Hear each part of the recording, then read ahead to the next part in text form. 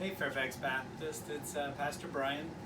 Today is Ash Wednesday and I am coming to you from my office at North Star.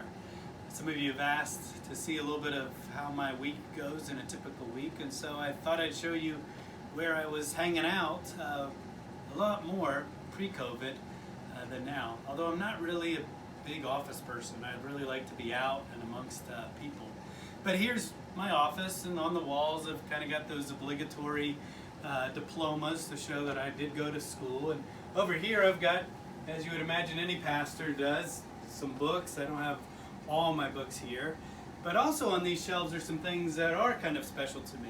First up top is when I got a degree from Disney University, and I'm actually more proud of that than my doctorate. That's more my speed, really.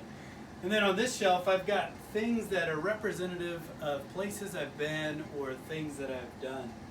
There are things like these little put together construction things when I've led teams overseas to build houses and to build churches.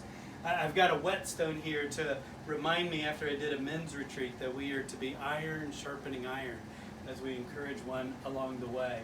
I even have a yarmulke from the time when I went to the Western Wall and prayed there, which was a powerful experience. And here is a communion cup from the empty tomb. All of these things I've kept to kind of be a reminder spiritually of some things and places where God has spoken to me, where I've grown in my faith. And of course I have lots of crosses, some that people have made, some that I've purchased, that all are meaningful to me. One of my most special pictures on the wall is this one. With a little girl over in the Yucatan Peninsula of Mexico. If you've ever taken part in Samaritan's Purse of the Operation Christmas Child, I had the opportunity to actually fly over on their plane and hand those boxes out to little children and see what a difference that it made in their life. But today I'm coming to you to really talk to you about two important symbols as we think about Ash Wednesday. I started the day this morning at one of our North Star churches at 6 a.m. at a Ash Wednesday service, and perhaps you can barely see it, but I've got some ashes on my forehead. For those of us who are Baptists and grew up that way, we don't really think about Ash Wednesday a whole lot, or this whole Lenten season.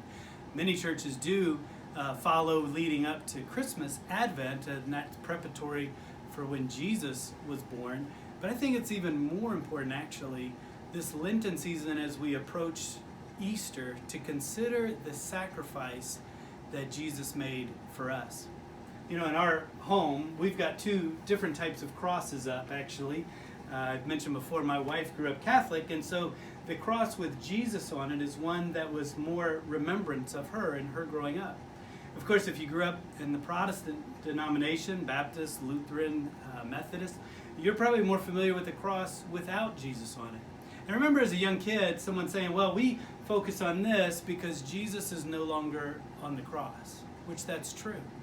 However, I'm glad that in our home we actually have both, because having Jesus on the cross focuses on the sacrifice that Jesus made for you and me. And so during this Lenten season, I want to encourage you to think of something that can be sacrificial, that you could give up or begin to do that would help grow you in your faith. I know some people, they just say, well, I'm going to give up chocolate, or I'm not going to drink alcohol, and that's all fine, but that kind of just benefits you maybe physically. But last year, for example, I took 40 days and wrote to 40 different people who'd had an impact on my life, and it was an encouragement to me and it was an encouragement to them. This year, I'm going to make sure I read one chapter of Scripture each and every day, so 40 chapters of the Bible will have been read before the end of this time. So I want you to think about what you could do. I want to finish today with the verses that were read this morning that are very powerful out of Psalm 51 as we think about this time of sacrifice. It says this: "Have mercy on me, O God, according to your unfailing love, according to your great compassion. Blot out my transgressions, wash away all my iniquity, and cleanse me from my sin." And moving on to verse 10, it says, "Create in me a pure heart, O God, and renew a steadfast spirit within me." That's my prayer for myself, my family, and for you at Fairfax Baptist, that God will create in us a new heart, a heart of compassion, of forgiveness, of love, of mercy, that we can truly be Jesus, the hands and feet of Jesus to people within our community. I hope you have a blessed Ash Wednesday, and I look forward to seeing you live and in person on Sunday as we finish out the book of James, where I'm going to be looking at 3 kind of points: power, patience, and prayer. Have a well-lived day.